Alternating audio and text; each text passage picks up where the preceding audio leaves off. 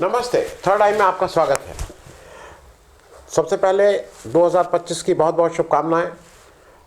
ईश्वर से यही प्रार्थना है कि भाई आप सब लोग का जीवन थोड़ा लेस स्ट्रेसफुल हो, चीज़ें थोड़ी सुलभ हो, थोड़ा प्रेम बढ़े, नफरत घटे।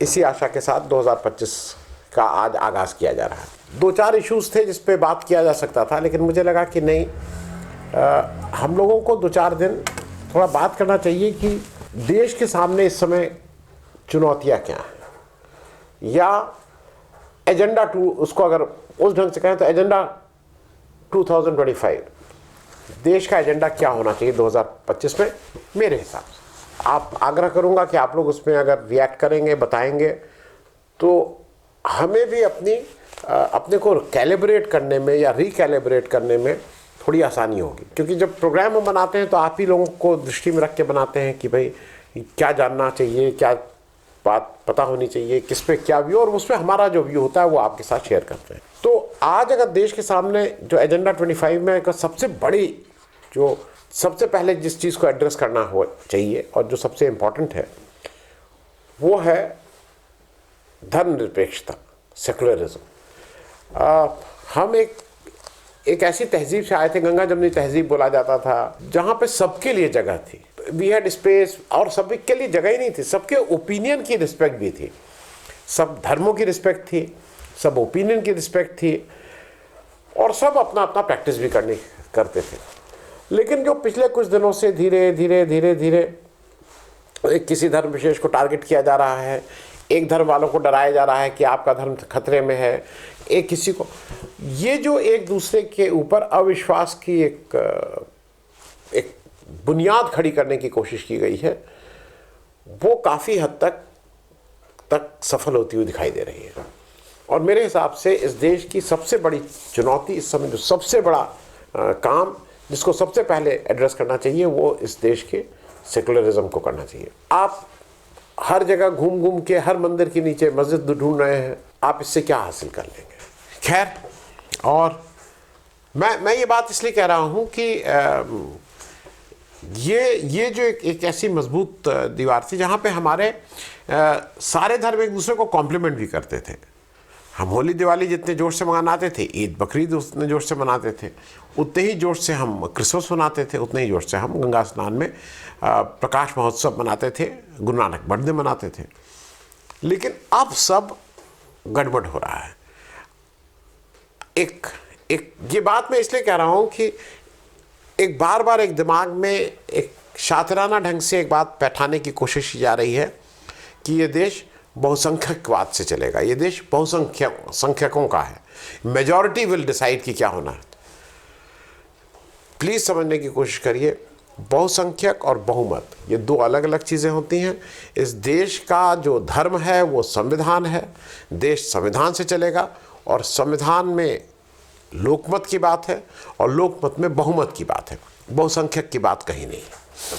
तो ये जो बार बार बहुमत को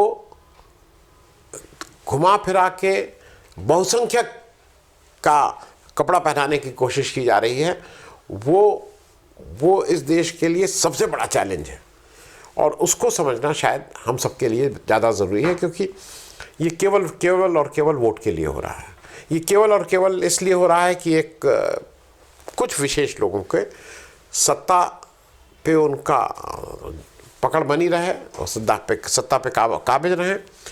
कोई समाज सुधार की बात नहीं है।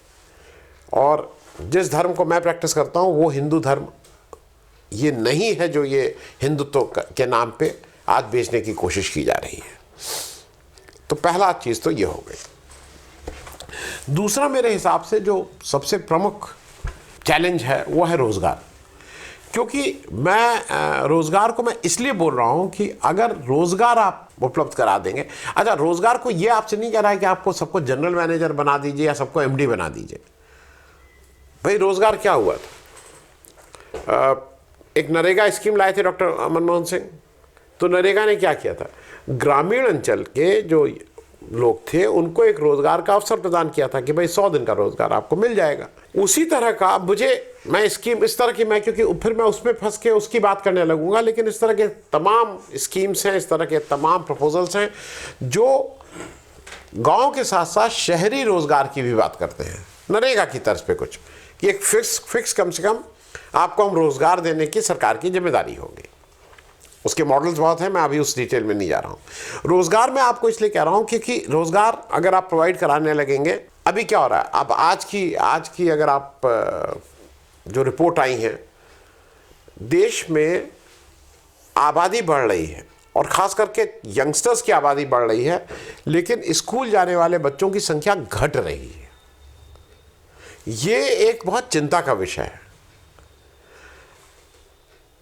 इसको मैं दूसरा जो परीक्षा को लेके हो रहा, अभी आपने बिहार में देखा क्या हुआ, मतलब शांतिपूर्ण ढंग से कोई धरना प्रदर्शन कर रहा था, बैठा हुआ था, उनके ऊपर आके जिस तरह से पानी से नहलाया गया और फिर लाठियों से पीटा गया, सबने देखा। परीक्षा की एक अपनी अलग कहानी चल रही है। परीक्षा में नकल, पेपर आउट तो अलग बात है, परीक्षा पूरी तरह से माफियाओं के कब्जे में आ गई है, जहां केवल पैसा लेके, वो भी एक इंडस्ट्री है। परीक्षा has also become an industry.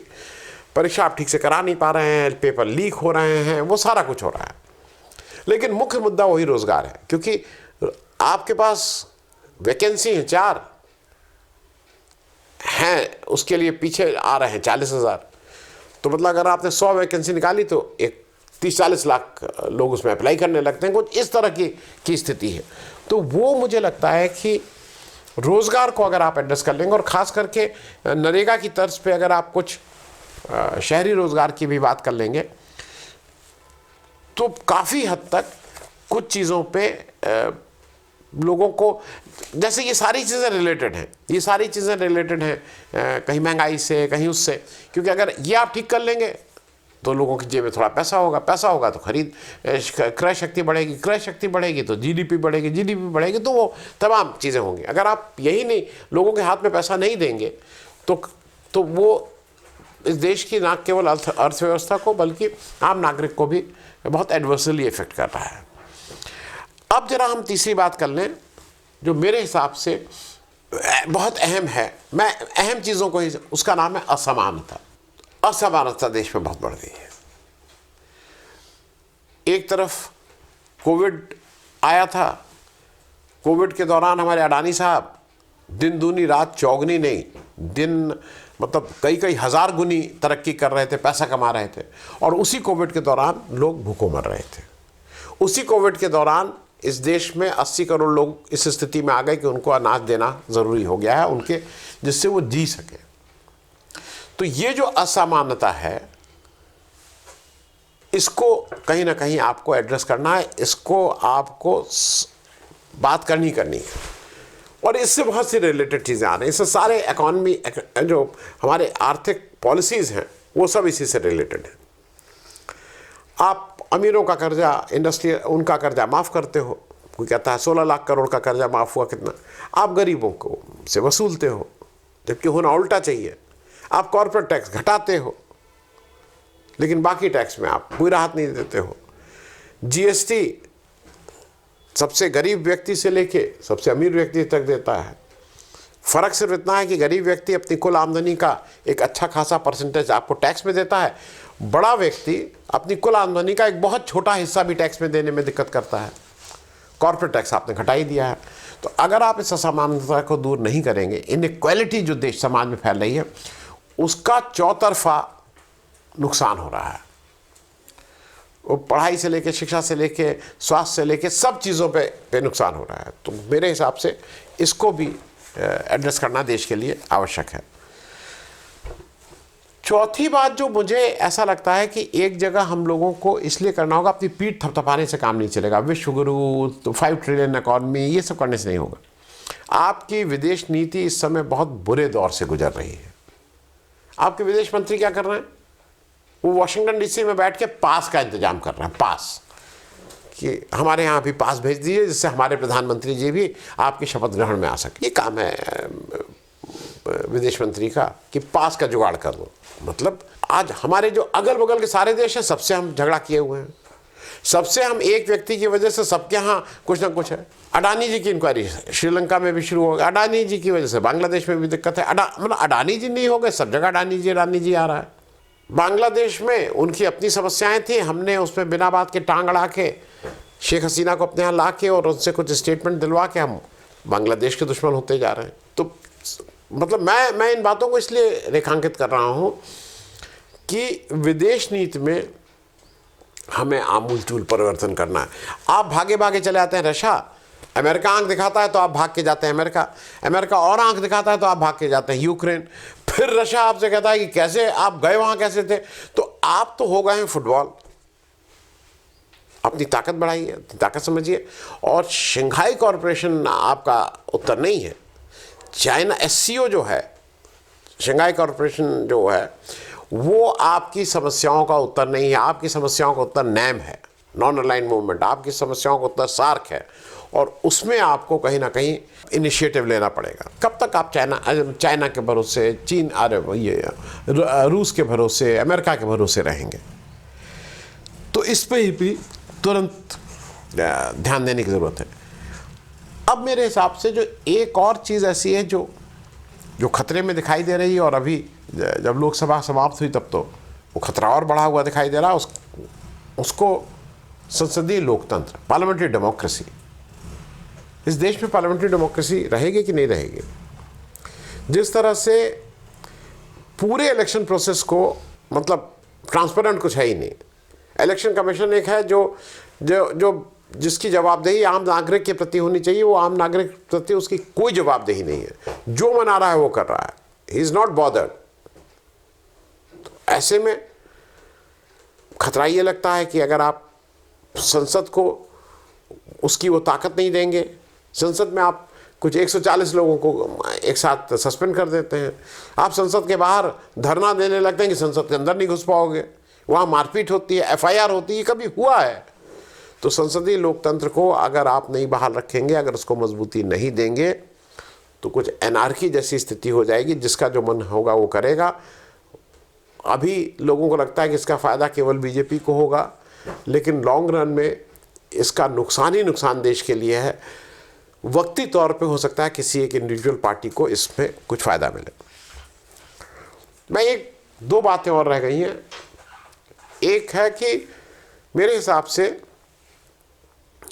जो आपके इंस्टीट्यूशंस हैं उनको ताकत देनी पड़ेगी आपको। हो क्या रहा है कि सारे इंस्टीट्यूशंस को आपने सरकार के खराब काम करने के यंत्र बना लिया है। वो ईडी, सीबीआई, इनकम टैक्स, मालूम नहीं क्या क्या, ये सारी चीज़ें आपके इशारों पे नाचते हैं, और इंस्टीट्यूशंस का इंडिपेंडेंस नहीं रह गई है। इलेक्शन कमीशन ऑफ इंडिया के ऊपर लोगों का विश्वास नहीं है, वो जवाब नहीं देता है। तो एक जो इंस्टीट्यूशंस की इंडिपेंडेंस और ट्रांसपेरेंसी का जो एक इशू है, वो बड़ा इशू है। और यहाँ सब जगह आपको झांकते हुए क्यों ये समस्या हो रही है, वो झांकते हुए आपको अडानी जी कहीं ना कहीं पर्दे के पीछे दिखाई दे ही जाएंगे। तो एक ये इशू है। और ख़त्म करने से पहले मैं एक लास्ट इशू इसलिए बोल दूं क्योंकि मेरे हिसाब से वो एक ऐसा टेस्ट केस है कि अगर हम उस चैलेंज को ठीक नहीं कर पाए तो इस देश की जो हमारी जो ताकत है वो ज़रूर कम होगी। कितनी कम होगी ये मैटर ऑफ डिबेट हो सकता है, लेकिन हमारे एज अ राष्ट्र हम कमज़ोर होंगे। और उस चैलेंज का नाम है मणिपुर। आज सुबह पेपर खोला तो बड़ा अच्छा लगा देख के कि भाई चीफ मिनिस्टर साहब बीरेंद्र सिंह को लग रहा है कि हाँ मैंने गलती की है तो इस्तीफ़ा क्यों नहीं दे रहा हूँ, वो अलग बात है। लेकिन फिर ज़्यादा जब समझ में पढ़ाई शुरू की और लोगों से बातचीत हुई तो पता ये लगा कि ये अमेरिका के कहने पे इन्होंने ये कहा है। इनके मन में कोई नहीं जगह था कि भाई मैंने गलत किया है। अमेरिका ने जब जिसको कहते हैं कि वहाँ से कुछ डंडा चलाया, ह्यूमन राइट्स वायलेशन की बात की इत्यादि इत्यादि, तब इनको याद तो रहा कि नहीं मैंने गलती की तो इस्तीफ़ा क्यों नहीं दे रहा हूँ, क्यों नहीं इस्तीफ़ा दे रहा है। तो मणिपुर मेरे हिसाब से आज की तारीख में इस देश के चाहे वो इंस्टीट्यूशंस हो, चाहे वो संसदीय लोकतंत्र हो, इन सारे का टेस्ट केस है कि आप इस देश को सुरक्षित, महफूज और ताकतवर रख पाने में कामयाब हो रहे हैं या नहीं। थैंक यू सो मच, धन्यवाद।